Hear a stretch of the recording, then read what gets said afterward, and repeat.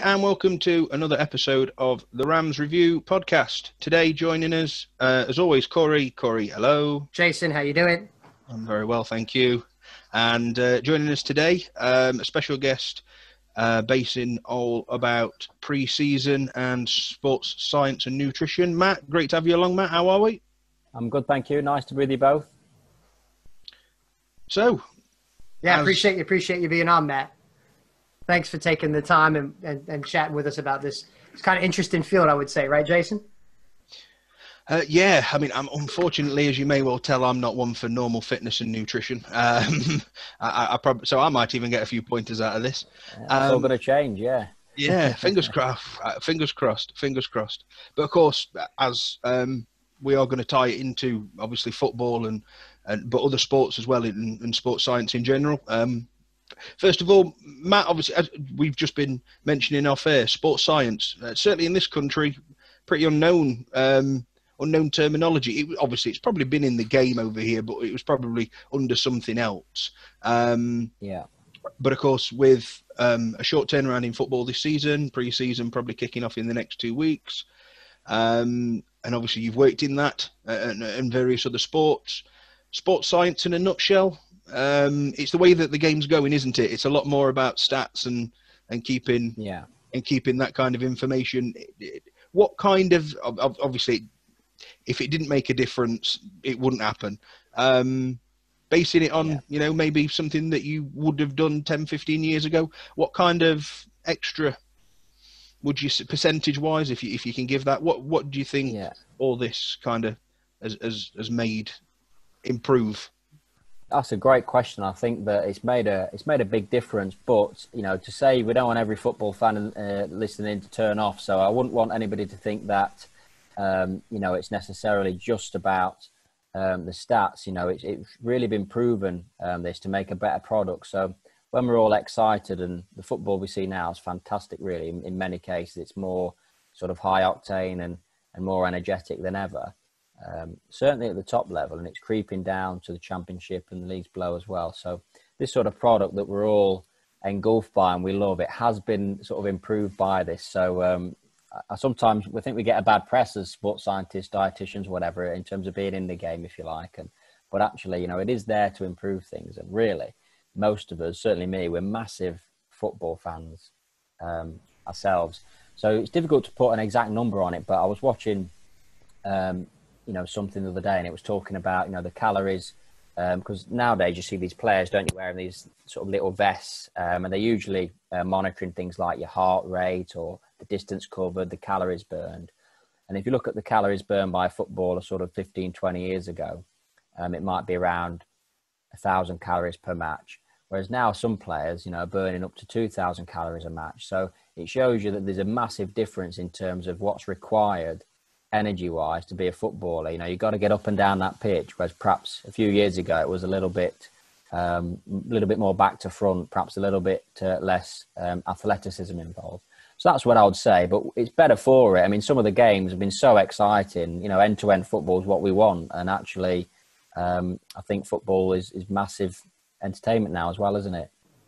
Absolutely. And I think, one of the things I've noticed, obviously, not just football, obviously, that you've dealt with throughout your career, you're seeing the likes of, snooker players, darts players to some extent, 15, 20 years ago, it was a pub sport. The same darts and snooker, they were there with a pint on the hockey with them and a pack of 20 cigarettes in the back pocket. All that's gone now because obviously the physicality, I mean, not that darts is that physicality, but more mental side of things as well. Obviously, that's linked very much into, diet and nutrition, and there would be some sports that you wouldn't even dream of. I mean, I play pool, semi-amateurly, I call it. But I know when I go for like a 5-hour practice, if I'm not concentrating enough, I'm not drinking fluids and things like that, my concentration goes. And all you're doing is thinking and walking around a snooker pool table. But I can see a difference within 40, 45 minutes if I'm not well hydrated, didn't sleep well the night before, that kind of thing. And that is literally from just pacing around a pool table. So obviously going up to some of the elite athletes, like obviously you've worked with, and things like that, then, you know, if it affects the small little social things, obviously what kind of a greater scale does it have, you know, at the world level, elite level. So yeah, it's obviously got to be a big thing. And yeah, I mean, like, as we was just talking off air, you know, going back a few years, and it was 10 pints and then out on a Saturday on the match, you know, obviously those days are gone. But like you say, I think that does link to it's bringing about a different start, certainly in football in terms. It's bringing about a different style of football, because they're able to maintain it for longer. And certainly in obviously our country, where certainly in the EFL and the lower leagues, where you've got the more games, and you're fitting in 2-3 games a week now, most weeks. Obviously, for you to be at the peak of your fitness in those bursts, to make sure that you can bring people through, certainly in footballing terms, you know, bringing people through those 90-minute games 3 times a week. I think without the dieting and obviously I'm sure it's pretty well closely monitored what they do. I think without that, it just wouldn't be achievable, would it? No, exactly. And so what's the optimum number of pints of lager to drink while you're playing pool then, Jason? I think I can get about 5. I think I can get to about 5. Yeah, I get a little bit better up between 4 and 5. Yeah. And then I start to crash. And then it's downhill. Yeah. Yeah. Watch out, Ronnie O'Sullivan, eh? Yeah. Yeah, well, I think, you know, it's like you say, I think there's a balance to be had with everything. And, you know, some of the best, and I've worked with a lot of different football managers, and, you know, actually some of the best ones I've worked with have understood that balance. And, you know, it's like anything in life. If you do well, you should be rewarded. And, you know, as a dietitian, I've never had a problem with players, you know, when they've won a game, having pizzas on the bus and things like that, because I think you've ran your socks off for 90 minutes. You've burnt, as we just mentioned, potentially 2,000 odd calories. And so I've got, no problem having pizzas on the bus after, especially when you've got a long journey, you've won the game, etc. So I think it is all about a balance. And likewise, in the off season, you know, players should relax with family and enjoy themselves, things like that. So it's all a balance. But as you rightly say, at the very top, those top players are really doing it day in, day out. They're living the life, and it's because they want to be the best. And it's a bit like in any field, really. If you want to be the best, you've got to sort of make the extra effort. Like with your playing of pool, you know, if you've got a really important game one particular time when you really want to beat another team, you know, it would probably be wise to, take that a little bit more seriously and just see if, like say, you do notice an improvement. But definitely at the top level, I think you can see when something's not quite right. And I do think that's why some of the older school managers tend to struggle now. If they don't embrace the new ideas, I do think it can cost them, because like I said, we said off air, the effect of the sort of old fashioned shouting and screaming and the effect of the sort of rallying team talk is diminishing to a more tactical based game where it's watching video clips, it's understanding what the opponent's going to do, it's psychology and mental health and dealing with confidence issues, you know, preparing players to be robust mentally for when you got thousands of people hurling abuse at them or whatever it might be. You know, it's that side of the game. And nutrition is just another pillar of it, really. You know, my job as a dietitian in a football club is to make sure that the pre-match meal 3.5 hours before the game is perfect and there's no excuses. It's absolutely right. It's quick digestible food, healthy food that's going to help fuel the athlete for that game. Likewise, throughout the week, the players aren't getting injured. They're being fed the right diet to work with the manager in questions training. And different managers believe in different things. Some like to really work the players hard throughout the week, train as you play, get the pads on, really have people throwing in tackles and proper blood and thunder training, because that's how they want their teams to play. You know, Neil Warnock, for example, is a big advocate of that, you know, real intense training, train as you're going to play.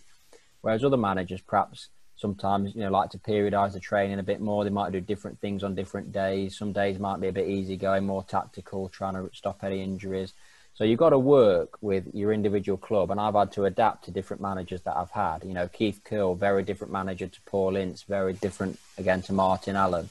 These managers that I've worked with have all had their own take on it. And you've got to, ultimately, my role there is to help.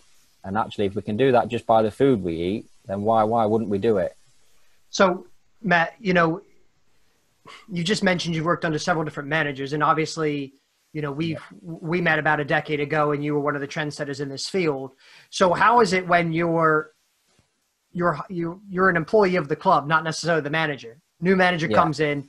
How do you sell him? How do you sell him on the nutrition? I mean, because like you say, some think that it's just hogwash and it's a waste of time, and others are big into it. How do you go in? How's that meeting? You knock on the manager's door and you go, Matt's here to see, and you, who the hell's Matt? Oh, he's the nutritionist. All right, send him in. What do you say? How do you get him on side with you and what you need to do? Do you know what? Nobody's ever asked me that, and what a brilliant reflection. There's so many things just popped into my head when you've asked that question, because the memories of different things that have happened. Wow, yeah, I think you're absolutely right.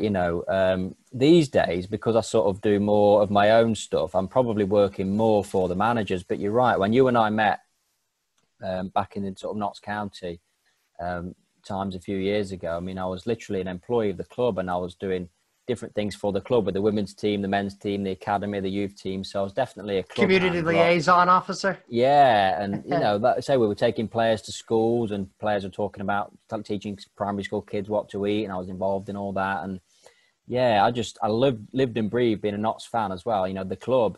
And so when these managers were appointed, and I worked for 15 in the end, when I counted up the other day, including caretakers, 15 different managers while I was full-time at the club. I went part-time in 2016, but unbelievable numbers of managers. And you're right, there is that when a new manager gets appointed, you go and knock on the door and you got to say hello. And especially in your younger days, you're really panicking because you think, well, what's this guy going to say? And you hear different things. So I guess you just, you learn by the end of it to have confidence in yourself, to be quite relaxed, and you're quite assured in the job that you're doing. But certainly in the early days, you probably, if I'm honest, I was afraid of some of them. And actually, I think the best managers really made everybody feel at ease and put the onus of support around the staff. But, they weren't all like that, I have to say. But I often think managers that have that more perhaps direct approach, it's more of a quick fix, a short-term bounce. I noticed around the place, standard suddenly rose because everybody was scared of this new manager, and it was like, oh, the gaffer type thing. But I noticed that with those managers, the players got bored eventually, and at the end of the day, it rubbed people up probably the wrong way. Whereas actually managers that had a more modern approach, they wanted to include everybody.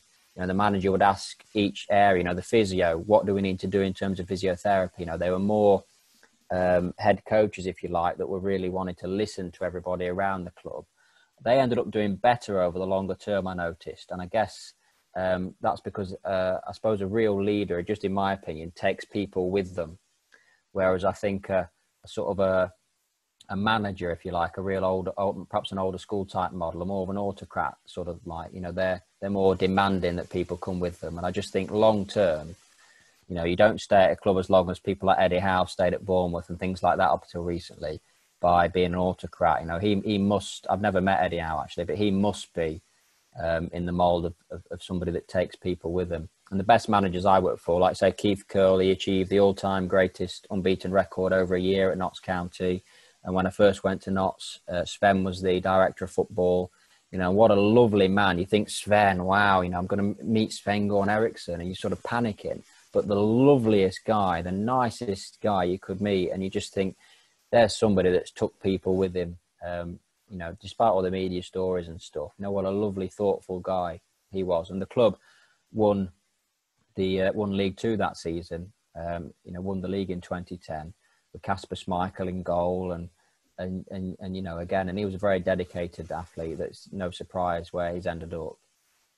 So I guess that you're right. I used to panic, but you learn as you develop. Like with anybody who's listening who works, in a different type of environment, you gradually climb up the ladder, don't you? And I guess, in the end, it's worked out okay. I'm lucky now I work with the PFA on diet and nutrition, so I'm coming into contact with all different types of footballers from different clubs. I've been lucky to work with Team GB, with England women, etc. Notts County women, I should get in there. They got to the FA Cup final in 2015, which was, against Chelsea, which was an amazing thing for the players, the ladies to do. So, and the manager there, Rick Passmore, was another real good manager.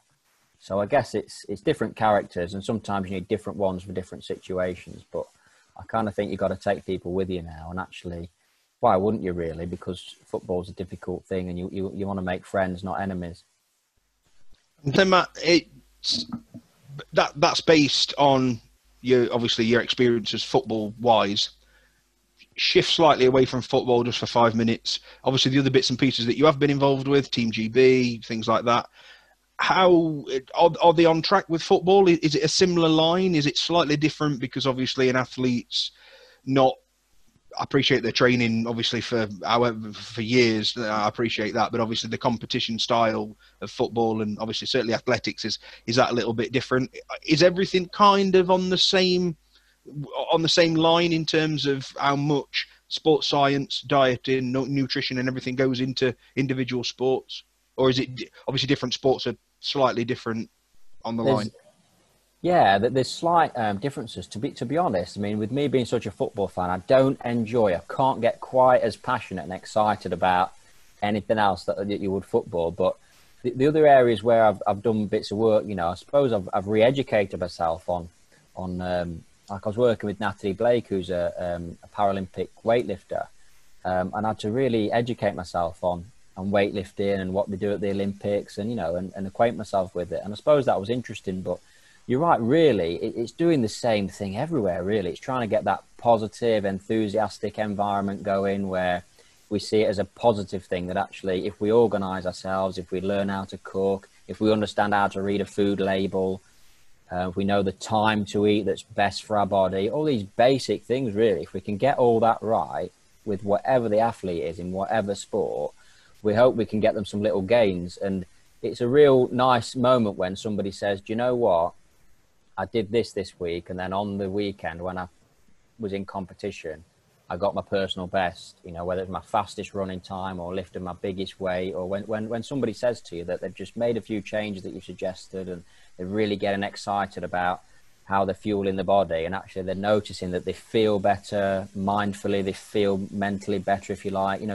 Maybe it's a placebo effect and maybe it is in the mind, but actually if we can get that extra benefit from somebody, that's the most rewarding bit, really. So different sports, to answer your question, there's different nuances that people far more knowledgeable than me could tell you about each sport. But actually in the ones I've gone into, I've tried to work with the same real positive energy and just get people to maximize their full potential. And actually just slight changes with timings, with the type of food they're eating, you can really maximize that quite quickly. And it's just like we said off air, it's developed so much in the last 10 years that it's now commonplace. And that's great, because actually it benefits people around you. And a lot of these people are famous role models. And, if we can impact somebody's physical or mental health as a role model, some of these superstar, athletes, then that's great.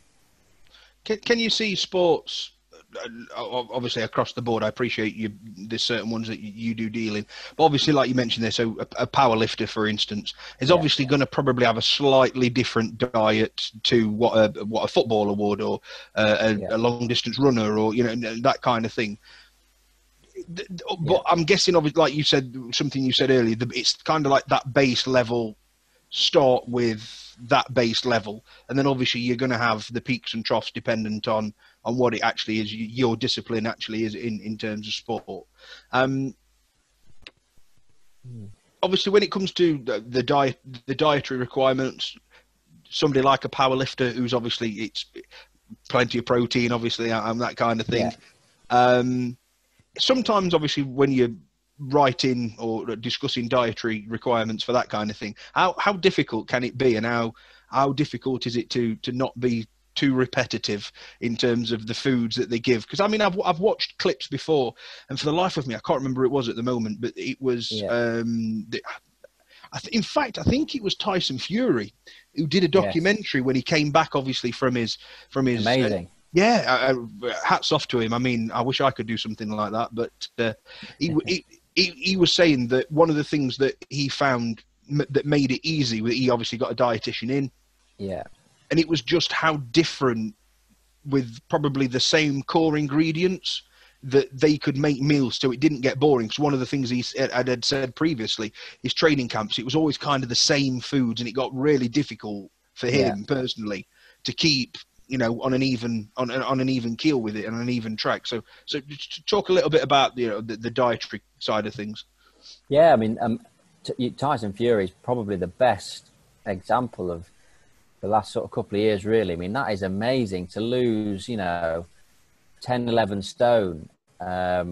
Unbelievable. And to turn his life around, he's quite open, isn't he, about his mental health as well, and how he was really, he talks about how he was as low as any man can go. And I just think, he's probably inspired a lot of people, but for me and, other people in my field, to watch what he's done, his weight loss journey, and to become a world heavyweight champion, given the state of him the year or so before, unbelievable.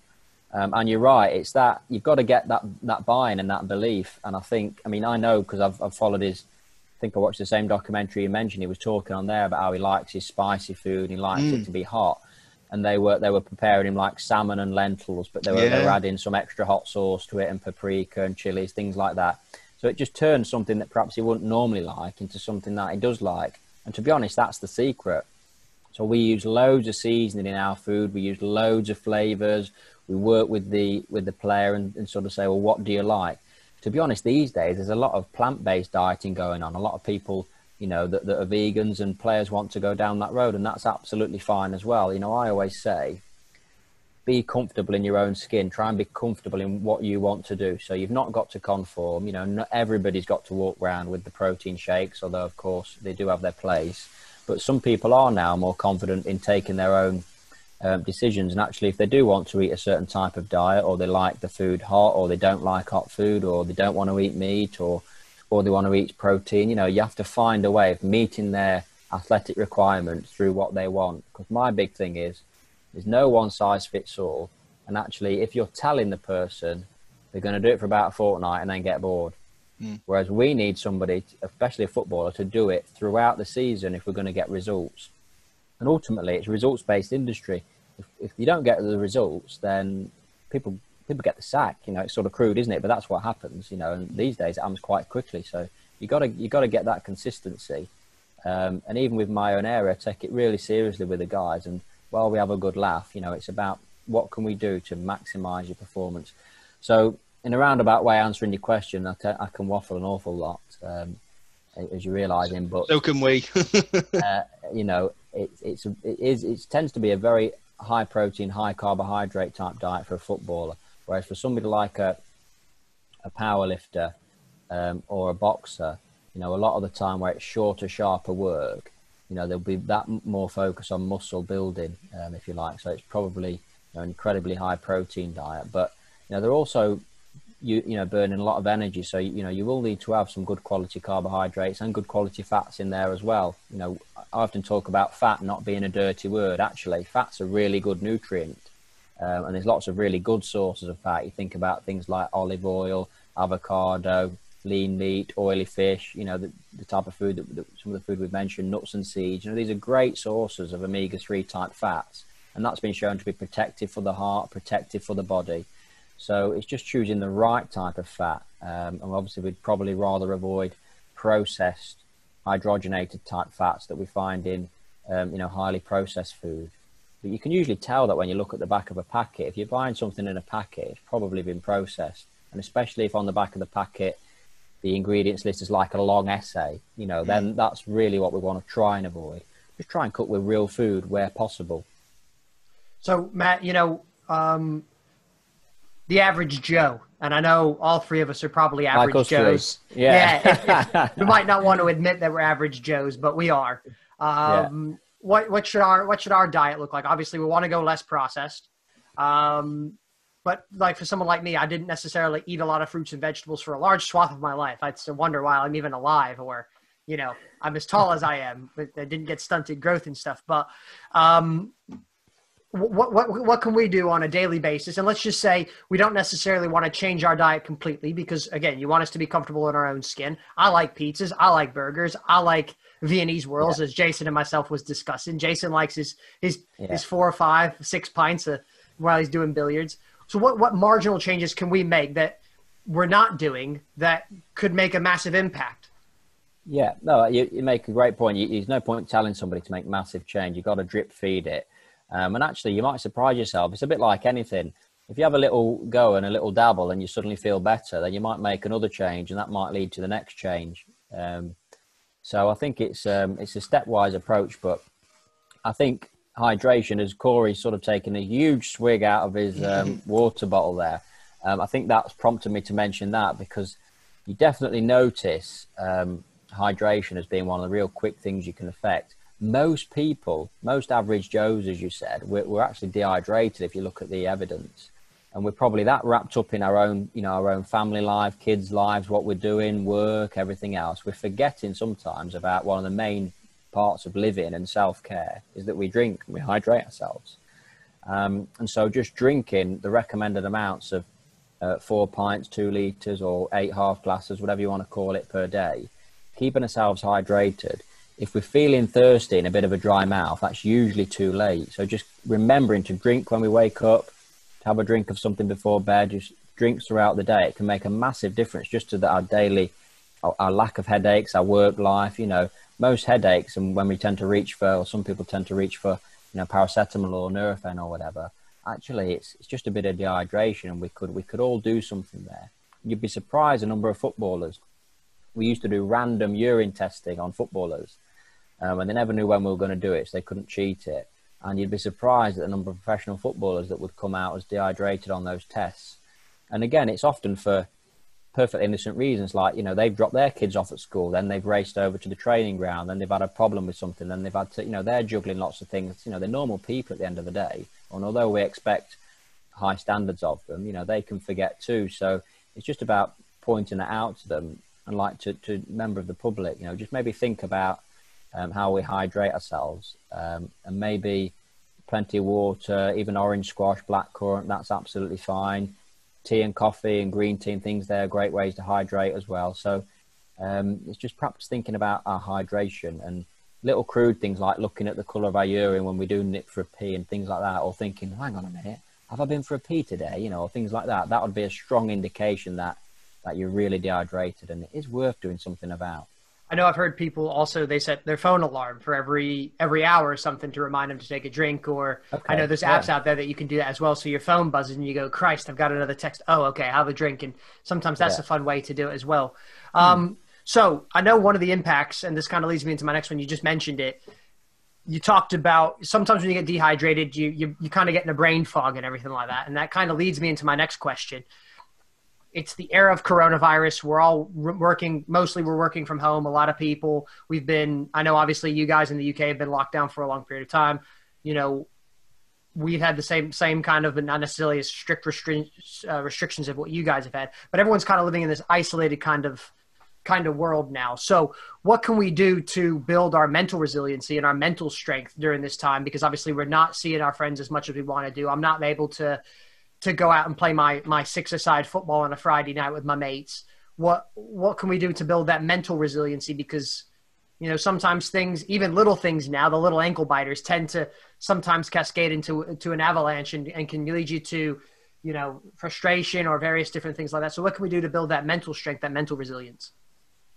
Yeah, this is something that mental health affects everybody, doesn't it? And, perhaps if we were doing this not so long ago, it was a bit of a taboo subject, wasn't it? And we probably, we're on difficult ground really. But actually it's something that has always affected everybody. And at least now it's great that we're living in these times where we can talk about it. I saw a great thing the other night with Jurgen Klopp, talking to Robertson, the left back, and they'd obviously a piece they'd done. I think it was for BT, but a great piece where they were talking about mental health and how it's good to talk and how they cope. And having just won the Premier League, even with when they get little problems, and Jurgen Klopp was talking about writing things down or whatever. I just think you're right with COVID-19 and the effect that's had all around the world, and it's been felt in our countries, as you say, the UK and the USA, in more places than to a greater effect than most. It's just maybe accepting that it's okay to talk about it, something we're all going through, and maybe picking up the phone to a family member or a friend, or even somebody like this that's just got a mutual interest of football, because it's something that affects top footballers right down to local normal football fans that work wherever. It affects all of us in our own way. And so just that acceptance that it's okay and to talk about it, I think, is the first thing.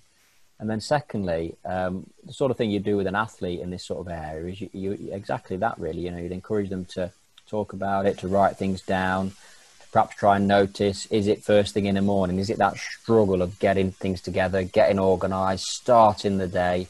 You know, do you feel like you can get up and attack the day? Or is there things that sort of dampening in your mind, a bit of numbness, a bit of a lack of being mindful where you're worrying about other things? Someone once told me just to live in the absolute present is the best thing you can do, because you, as unfortunate as it sounds, you know, and crude as it sounds, you can't affect the past. And we've all made mistakes. You know, I have, you chaps will have, I'm sure. And that's part of life, isn't it? But we can't affect that now. We can only affect the present. And so I guess it's just trying to live in the present and find a way to enjoy it. And although this is so sad, and it's so sorry for anybody that's lost a loved one or through COVID, or there's been negative impacts with people's jobs, and although that's so sad, I think actually long term there might be some benefits of this, like you say, a better work-life balance, an awareness of mental health and talking more, people perhaps spending time with family that maybe they didn't before. Certainly been benefits for my field of diet nutrition. We've never seen so many people in the UK walking. National Trust parks and hikes have never been busier. You know, people are wanting to engage in physical activity. I play football myself, just locally, recreationally. And before COVID, we were getting about 6 of us to training. You know, it's only a local grassroots team, but, you know, we're now getting 18, 20 players. So people are obviously grateful of the opportunity. And I just wonder if it's going to spur people on a little bit, this. So let's hope that there's positive times ahead and we can get fans back in stadiums and you know, eventually this can sort of move on. But we don't forget the benefits of it all that we've realized as well. So I want to switch gears a little bit and talk about preseason. Obviously the players are going to be returning to preseason imminently. Long season, obviously disrupted season. So when a player returns to preseason training, what's it? Obviously you've been around the game a long time. Like you said, you worked near around 12 managers at Notts County. So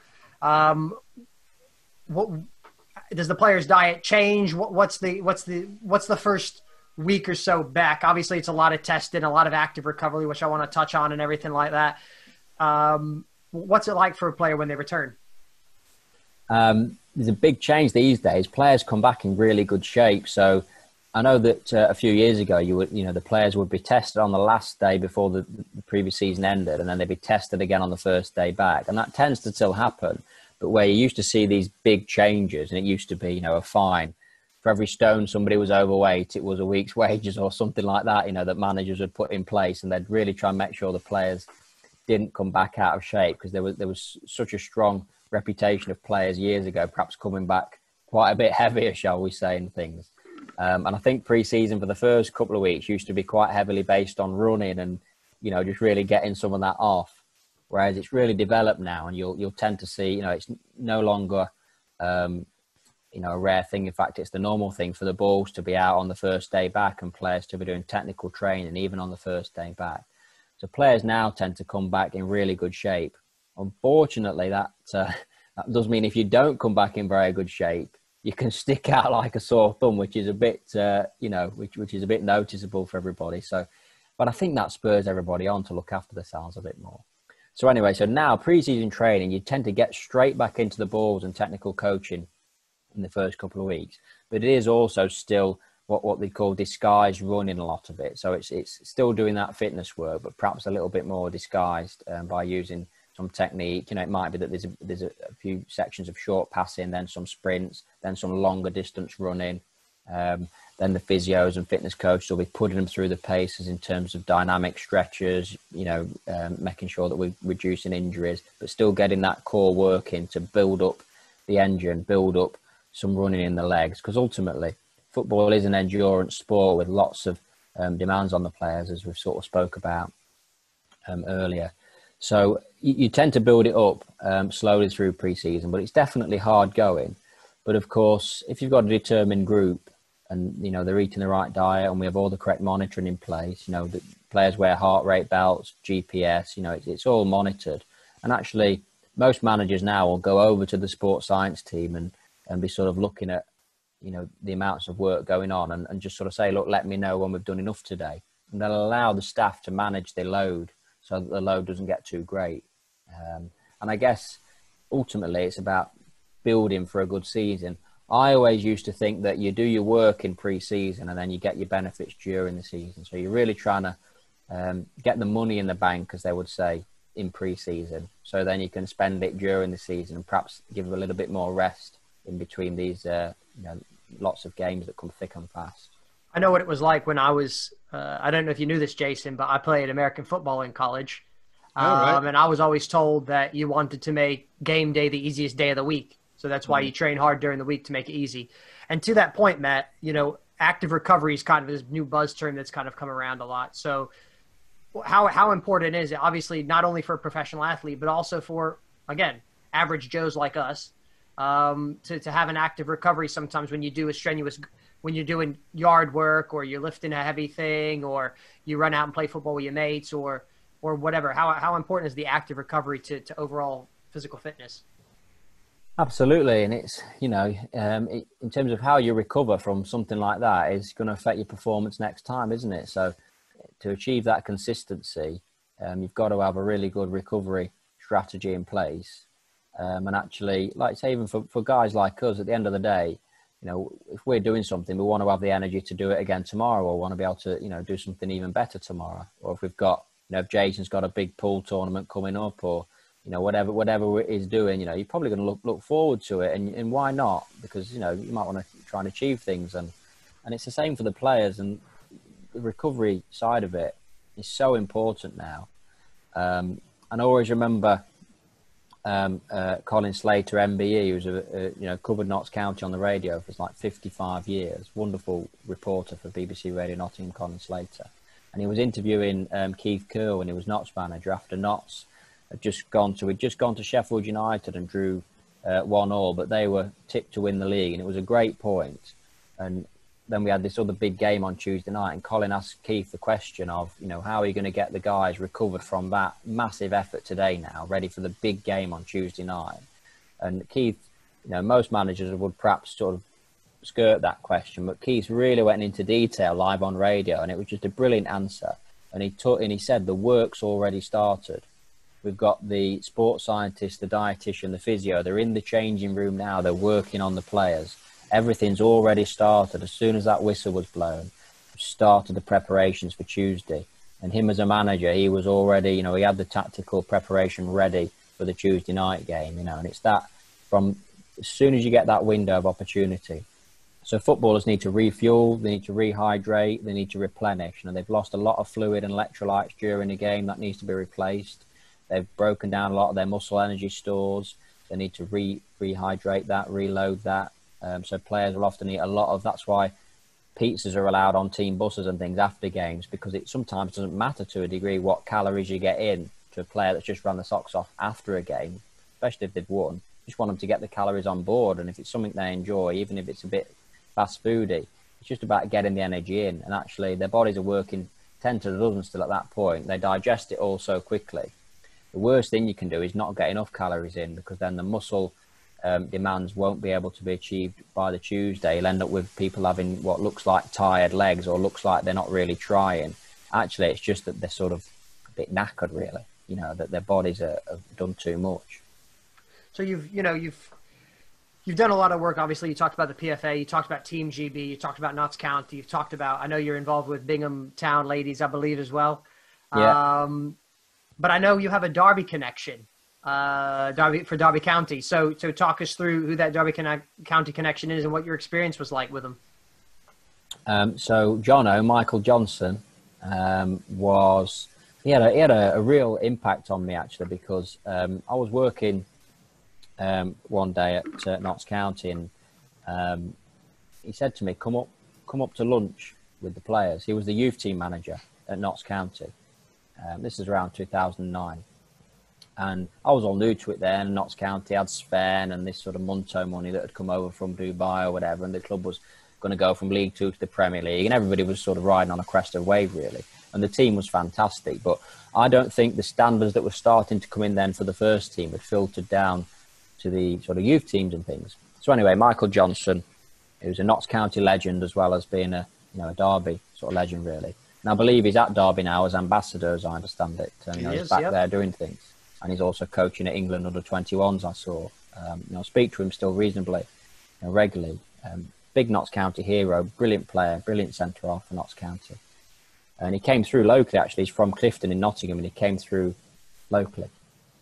But he invites me up to, he knows what I'm there to do, if you like, but I wasn't working with the young teams at that point. And he asked me to come up for dinner as he was youth team manager. And as I went into the dining hall, the players were sat eating burger and chips. And this is on a Friday before they've got a game. And youth team players, I don't know if you know, but they play at 11 o'clock on a Saturday morning. And he couldn't believe, and I couldn't believe, that the players on a Friday afternoon were eating burger and chips before this game on a Saturday morning. And the reason why he got me up there was because he wasn't happy with it, and he was a young coach himself at the time. This is over 10 years ago. So he was perhaps still making his way, but he knew it wasn't right. And obviously I knew it wasn't right, but we had to get our heads together of how we were going to change it.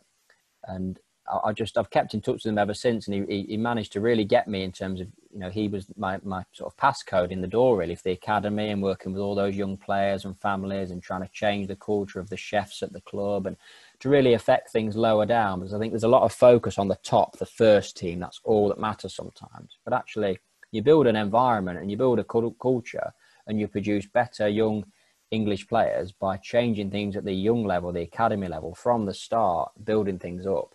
And Michael Johnson's a very forward-thinking coach, very forward-thinking football person that, I think you're lucky to have him at Derby, really. And my experience of working with him at Notts County was really amazing, and that's why we've kept in touch. Jason? Yeah, I've got a couple more points for you, Matt. First one, this might be a bit of a trivial thing, and it might just be that this is a bit of a bias as a Derby fan. One of the big things that obviously what happened at Leeds United last season with Derby, and what a lot of people said was that basically they just burnt out. And that Marco Bielsa has got a reputation wherever he's been in the game of football. He just works them that hard that basically they just burn out. So in terms of, obviously, from where you're coming from sports nutrition and dieting, is there a case where you can actually do that much work that you physically can burn out? And if so, why wasn't his backroom staff telling them you might want to lay off them for a day? Yeah, I think it's definitely the case. It can absolutely happen. I've seen situations before at clubs where the gyms had to be locked because players have perhaps become a bit too addicted to trying to do too well, or trying to want to build too much muscle. And actually resting. I know it sounds really envious for guys like us that probably work all the time and things, but, for a footballer, resting is a part of the job description. And it's really important they get that rest. And you're absolutely right, burning out can absolutely happen, especially with the number of games these days. And in a league like the Championship, it's ferocious, the number of games and the pressure. Yeah. And, performing at such a high level as well. So to avoid burnout, you really need to manage the amounts of training, manage the loads of the training. You'd perhaps be looking, I've managed to try and understand a bit football a little bit more, perhaps, if you like, 'cause I'm not a former pro. I've only ever played grassroots. I've not got the knowledge that a lot of these ex-players have got, but I wanted to still be able to input my diet and nutrition into a football context. So I've been away, as Corey spoke about off air, I've been away and done my coaching badges with the FA.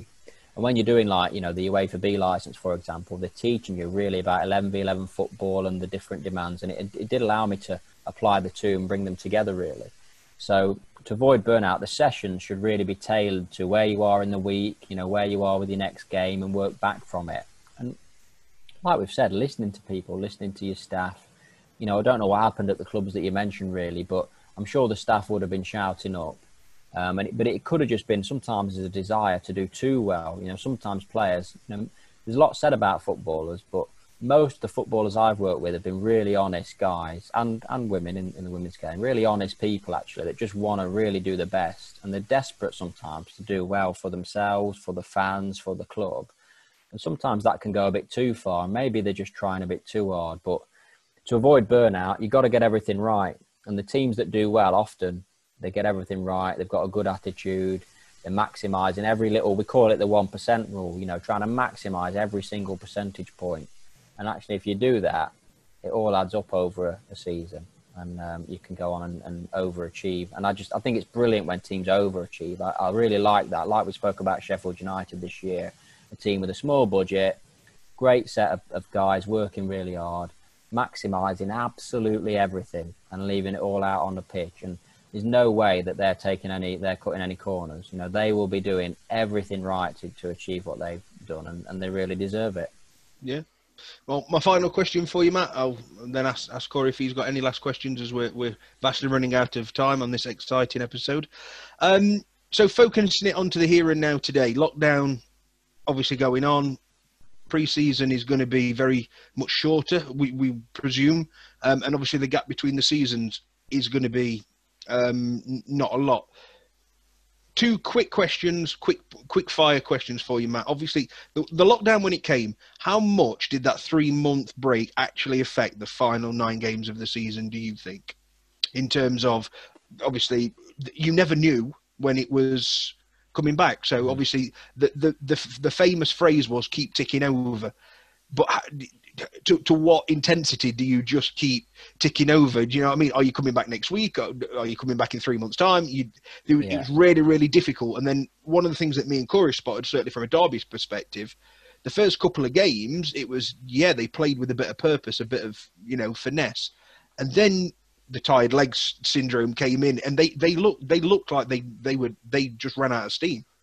Yeah. I think a lot of teams have suffered from tired legs, and I guess it's been the same for everybody, but I think the 3 months off had a massive impact. You know, you look at, my team, Notts County, if you like, won the last 6 games before lockdown. And I think Notts County would have gone and overtaken both Harrogate. Notts County were third, you see, but would have overtaken Harrogate second and would have overtaken Barrow in first.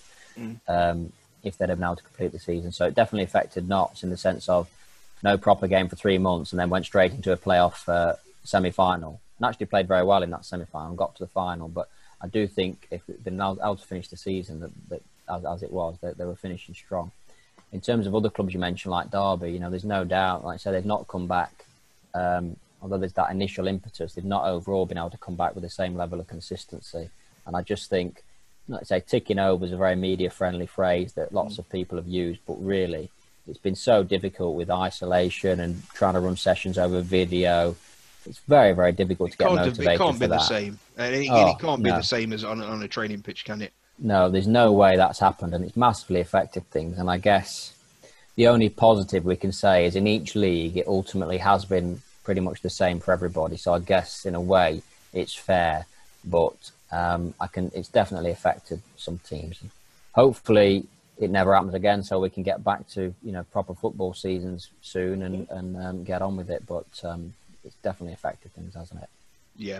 Final quick point from me before I pass over to Corey for a final question. Obviously, a very shortened pre-season. How much of an effect does that have going into next season? Obviously, in terms of work, you say that the players come back pretty fit anyway. So is it as much of an effect as some people from the outside might think? It shouldn't have too much effect now with players being so fit. So I would expect most players to be prepared for this and most clubs to be organised. But it will probably need clubs to use the whole squad, make sure that they're going to use the whole squad, if you like, rather than perhaps relying on the manager's preferred 11. And that might be a good thing for giving younger players a chance, giving squad players a go. Hopefully it's sort of good for youth development in a way. You might get more younger players, get an appearance on the bench, things like that. I think with good squad rotation, I think we might see a lot more of that this season because of what's happened. But I think now everybody is a bit more clued up on things, and we should be okay to have a good season when it starts. Cool. Corey, final question. Matt, I really appreciate you taking the time. You've answered all my questions and more. Pleasure. To come on and hear the insights that you provide from your time.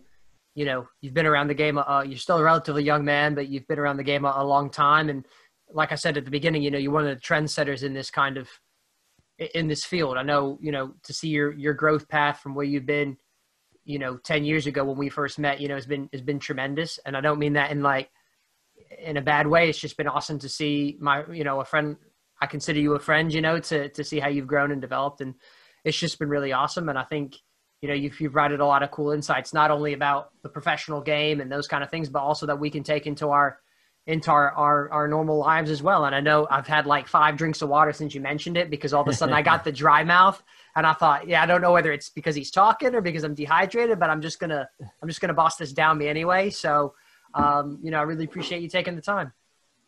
Oh, thank you. And congratulations on the podcast. I mean, I've been, you know, I know that it's had a huge amount of traffic and numbers, and you deserve it because it's insightful and interesting. And I've had a lot of fun being on. So thanks for having me. We'll have you again soon then, eh, Matt? Yeah. Thank you. Yeah, no, thanks very much, Matt. It has been an absolute pleasure. It's something that, as we mentioned at the start, just off air, probably not something that normally gets onto a mainstream. Well, we're not mainstream, but it doesn't get talked about enough on this kind of thing. And obviously, that's what we try and bring. We try and bring a different insight onto the other side of football, not just what happens on the pitch. So, yeah, no, it's been fantastic. Thank you very much, mate. You've been great to talk to, and all the best for the future. Cheers. Thank you. Lovely. Cheers. Well, that's it for today, guys. Thanks very much, Corey, as always. Thank you very much. Jason, you're welcome. We'll see you again next time. Thank you.